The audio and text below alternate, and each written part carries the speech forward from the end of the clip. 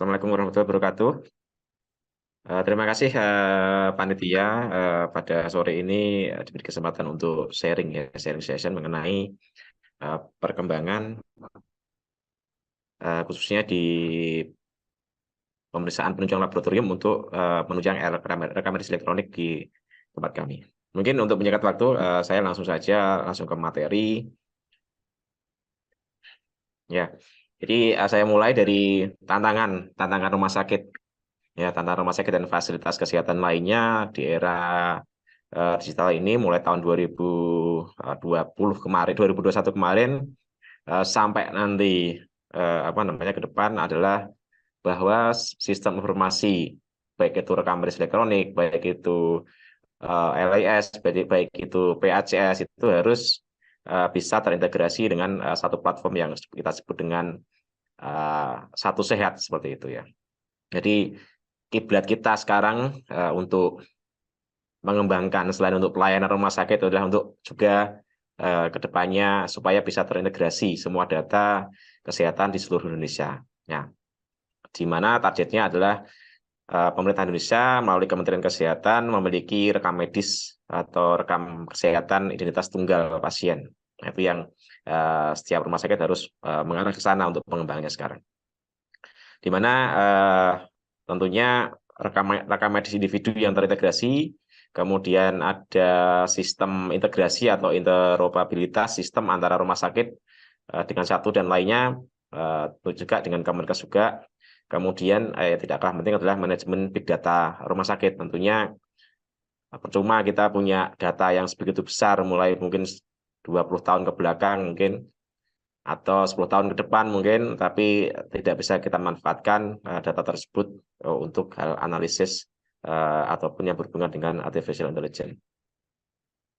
Ya, tentunya mungkin banyak rumah sakit ya saat ini ya memang dituntut untuk mengembangkan rekam medis elektronik, baik itu mengembangkan secara mandiri maupun melalui pihak ketiga. Nah, mungkin isinya sama, klaster-klasternya kelompok dari isi rekam medis itu mungkin sama.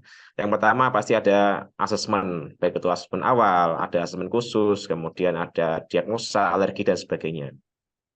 Kemudian yang kedua yang kita bahas pada sore ini adalah pemeriksaan penunjang, yaitu ada yang namanya e-order dan hasil elektronik tentunya ya. Tadi di narasumber pertama ada mengenai order radiologi dan PACS, kemudian dari narasumber kedua ada e-order farmasi yang tentunya e-order farmasi paling sulit kita terapkan. Mungkin Bapak Ibu yang di sini yang sudah pernah mencoba penerapan resep elektronik itu memang fitur yang paling susah mungkin ya untuk diterapkan karena berbagai faktor ya.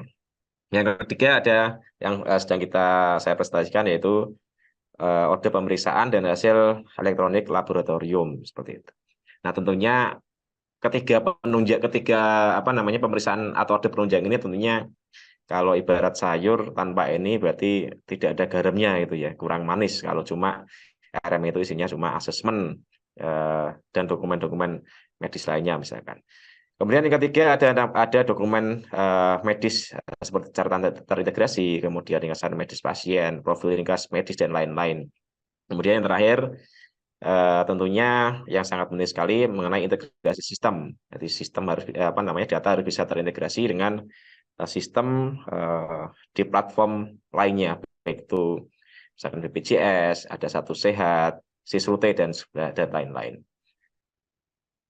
Nah, ini saya ambil mengenai digital maturity index untuk pelayanan laboratorium. Jadi di situ disebutkan ada 5 ya mengenai laboratorium. Yang pertama, apakah di RME rumah sakit itu yang pertama sudah tersedia fitur untuk mendukung pelayanan penunjang medis atau belum? Nah, tentunya yang namanya penunjang medis tadi berarti ada tiga faktor tadi ya, 3 fitur tadi yang disebutkan dari awal. Kemudian, apakah hasil pemeriksaan penunjang laboratorium dan radiologi dapat ditampilkan di RME? Kemudian yang ketiga, permintaan atau ada pemeriksaan penunjang laboratorium dan radiologi dibuat secara elektronik atau masih manual. Kemudian ada yang keempat, permintaan pemeriksaan laboratorium dikirimkan ke sistem informasi laboratorium. Dan kelima, apakah sampel laboratorium diberi label. Nah, untuk yang kelima ini kenapa harus ada label berupa barcode ya, untuk pemeriksaan elektronik laboratorium. Jadi yang pertama itu barcode itu yang sebagai penanda tentunya ya, sebagai penanda identitas pasien atau identitas pemeriksaan. Kemudian yang kedua, barcode itu juga bisa difungsikan. Jadi sekarang alat itu kan yang dulu alat pemeriksaan laboratorium, baik itu kimia klinik, baik itu hematologi, baik itu koagulasi dan lain-lain itu sekarang kan sudah otomatis ya, otomatisasi. Jadi tinggal mungkin sekarang teman-teman di laborat analis itu tidak perlu klik-klik pemeriksaan apa yang mau dilakukan gitu. Nah, itu bisa dilakukan jika alat tersebut sudah terintegrasi dengan laboratorium informasi sistem atau sistem informasi laborat, di mana salah satu syaratnya harus ada barcode-nya. Jadi di barcode itu juga mengandung daftar pemeriksaan apa saja yang dilakukan pada pasien X misalkan. Jadi untuk meminimalisasi kesalahan pemilihan pemeriksaan di alat. Nah, ini sedikit diagram mengenai sistem informasi laboratorium. Jadi ada 3. Yang pertama ada patologi klinik yang paling banyak digunakan ya di rumah sakit saat ini. Artinya paling banyak pemeriksaannya. Yang kedua ada mikrobiologi, kemudian ada patologi anatomi. Nah, di mana ketiga alat tersebut akan terhubung dengan Laboratory Information Management System atau LIS. Yang pertama kali tentunya melalui mekanisme order ya. Jadi urutannya itu dari order laboratorium ya dilakukan oleh dokter melalui rekam elektronik, kemudian order tersebut masuk ke LIS, LIS akan memproses, kemudian LIS akan meneruskan ke alat-alat sesuai dengan pemeriksaannya. Misalkan dia pemeriksaan kimia, berarti alat kimia klinik, koagulasi, berarti alat koagulasi dan sebagainya. Nah, tentunya hubungan antara LIS dengan alat-alat tersebut itu kalau secara teknis menggunakan namanya HL7 message ya. HL7 message itu salah satu standar data untuk integrasi kesehatan. Yang saat ini dalam perkembangannya kita kenal dengan FHIR atau FHIR yang digunakan untuk integrasi data salah satunya di Satu Sehat dan BPJS. Nah, kemudian data ini berisi apa ordernya, apa order pemeriksaan yang akan dilakukan, kemudian juga hasil pemeriksaannya beserta parameter-parameternya seperti itu. Jadi ada 2 arah. Kemudian setelah dari alat mengeluarkan hasil masuk ke LIS, kemudian hasil tersebut bisa dilihat melalui yang pertama rekam medis elektronik, kemudian bisa juga melalui mobile apps untuk pasien ya. Jadi pasien sekarang tidak perlu membawa hasil berupa cetakan kertas ya, yang dimana itu yang pertama pasti boros, ada biaya tambahan, kemudian tidak bertahan lama seperti itu. Kemudian yang ketiga tentunya hasil pemeriksaan tersebut juga akan dikirim ke platform Satu Sehat, di mana itu sudah menjadi salah satu use case ya, salah satu use case atau keharusan yang harus rumah sakit mengirimkan data tersebut. Nah, ini contohnya saya jelaskan sedikit mengenai apa itu HL7 message. Ini contoh HL7 message yang dipertukarkan antara alat-alat laborat dengan LIS. Jadi di situ ada data yang masing-masing tersebut mengandung arti. Contohnya yang saya labeli merah itu nomor barcode. Kemudian yang label hijau itu adalah hasil pemeriksaan atau parameter pemeriksaannya beserta hasilnya. Kemudian yang kuning itu adalah jenis sampelnya. Seperti itu. Nah, ini semua alat laborat yang sudah digital formatnya pasti seperti ini, tentunya dengan parameter yang berbeda. Nah, ini adalah contoh dari electronic order ya. Jadi yang gambar sebelah kiri itu adalah e-order yang ada di rekam medis elektronik, di mana dokter akan disuguhkan dengan beberapa jenis pemeriksaan, mulai dari patologi klinik, kemudian mikrobiologi dan patologi anatomi. Dokter akan melakukan order sesuai dengan diagnosa dari pasien tersebut. Nah, dari data order ini akan diproses ke LIS dan akan tentunya diteruskan kepada alat-alat sesuai dengan fungsinya masing-masing. Nah, kemudian di sebelah kanan ini juga ada riwayat hasil laboratorium. Jadi dokter sekarang tidak perlu menunggu pasien ya, menunggu pasien kontrol dulu baru bisa melihat hasil labnya. Kalau kertas dulu kan pasien kontrol pertama, kemudian diperiksa, kemudian disuruh lab gitu kan, suruh lab, kemudian nanti besok balik lagi ya untuk menunjukkan hasil labnya. Nah, sekarang dengan era digital tidak perlu seperti itu. Jadi sebelum pasien itu datang untuk kontrol kembali ke dokter, dokter sudah bisa melihat hasil laboratorium dari pasien tersebut. Begitu juga dengan pasien tidak perlu antri lagi untuk sekedar mengambil hasil laboratorium, tapi sudah difasilitasi dengan aplikasi mobile untuk pasien. Di situ di aplikasi mobile tersebut ada hasil radiologi juga yang menggunakan PACS, kemudian ada antrian obat juga untuk farmasi, kemudian yang terakhir ada laboratorium juga.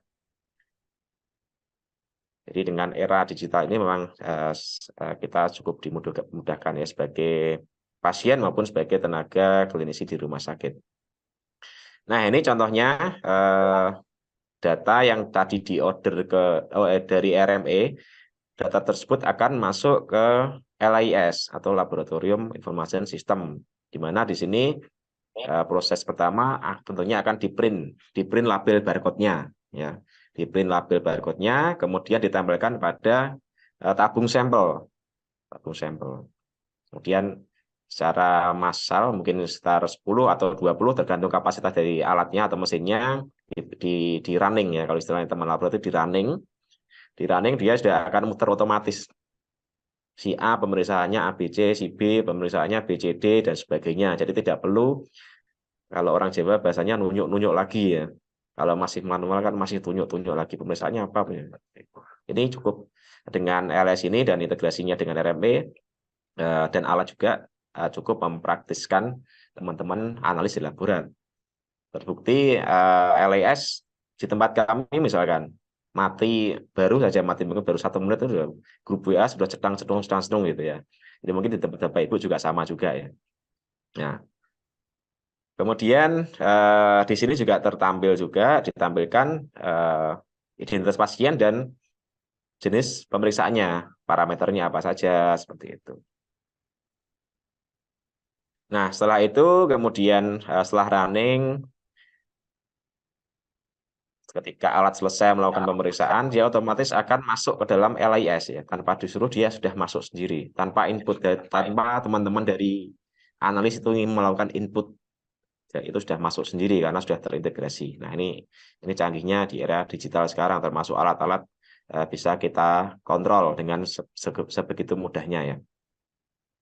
Kemudian di sini analis akan tetap akan dilakukan cross check ya, cross check terhadap hasil pemeriksaan, apakah yang masuk di sini di mana di LIS sudah sesuai atau belum. Memang masih ada faktor error, walaupun itu tidak banyak, mungkin sekitar 0, berapa persen itu ada error terkait hasil pemeriksaan. Nah, itu perlu adanya validasi oleh teman-teman analis.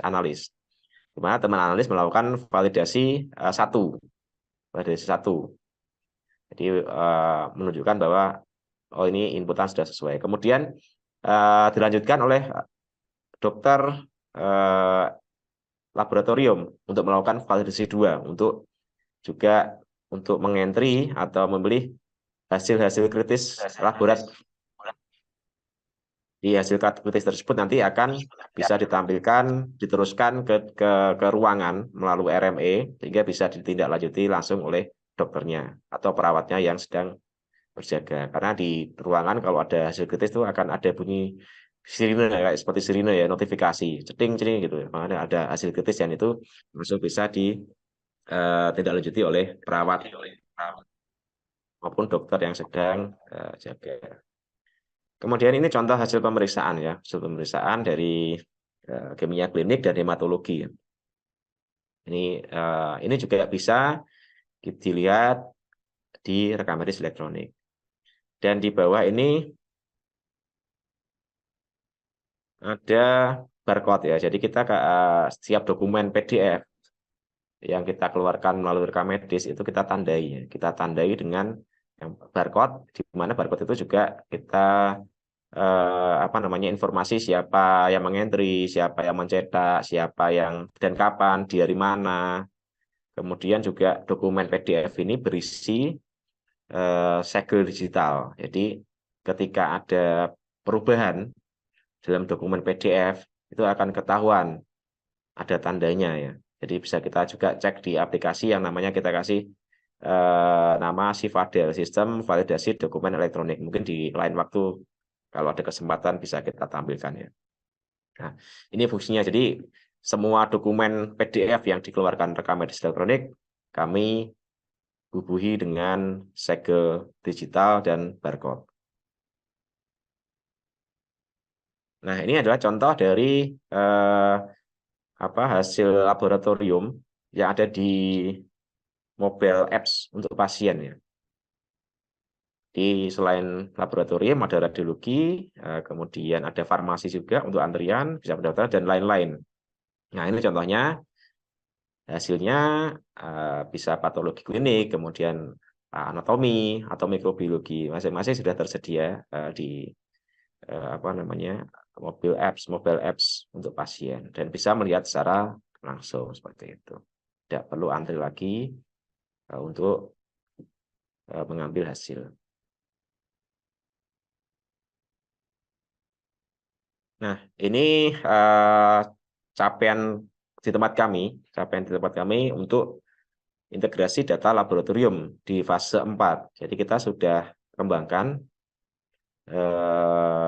dalam platform trial ya, karena memang belum sampai tahap production oleh Satu Sehat. Jadi kita saat ini masih berhenti di tahap pengembangan trial 100%. Jadi kita sudah berhasil mengirim data-data pemeriksaan laboratorium tentunya dengan dilakukan mapping terlebih dahulu ya. Jadi ada perbedaan istilah mungkin di rumah sakit dan di Satu Sehat, karena di Satu Sehat menggunakan standar SNOMED dan menggunakan